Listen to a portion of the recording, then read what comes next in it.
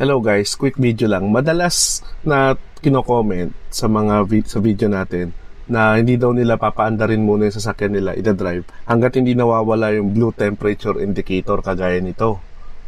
Pero totoo guys, hindi nyo naman kailangan antayin mawala yan bago nyo i-drive yung sasakyan nyo.